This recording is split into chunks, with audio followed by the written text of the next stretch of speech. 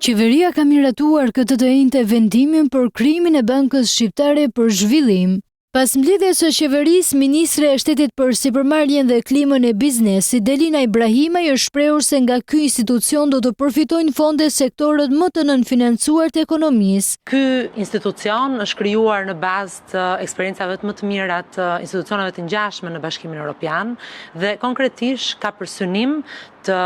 financojë zhvillimin e infrastrukturës fizike dhe digjitale, të mbështesë ndërmarrjet e mesme dhe të vogla, të financojë projekte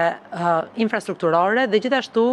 të financojë dhe të mbështesë eksportet shqiptare. Delina më teshtoi se kjo do të jetë një mundësi shtesë për rritjen e qasjes në finance dhe në zonat rurale. Të jap dhe një mundësi shtesë për rritjen e qasjes në financë të asaj pjese të popullatës e cila është e pashërbyer nga sektori bankar apo ndodhet në zonat rurale, nëpërmjet krijimit të produkteve të kursimit, të cilat do të mblidhen dhe do të përdoren për të financuar zhvillimin ekonomik të vendit. Njëkohësisht, si mbështetje për bujqësinë është bërë e ditur edhe vendimi për skemën kombëtare të 2025-s që për herë të parë parashikon mbështetjen me subvencione për fermat e viçave.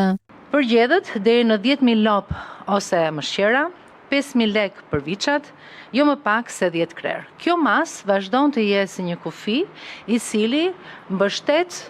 ekonominë e shkallës, por duke nxitur bashkimin, besoj që të gjithë fermerët e cilët kanë më pak se 10 krerë kanë mundësi të përfitojnë nga çdo masë e financimit nga kjo skemë kombëtare. Për bagtitë e imta, siç ministre theksoi, do të jetë e njëjta masë financimi 1.002 lek për krerë, ndërsa për bletarin 1.000 lek për kosher, ndërsa për perimet rrush tavoline në sera, masa e financimit është 200.000 lek për hektar, por jo më pak se 1 hektar.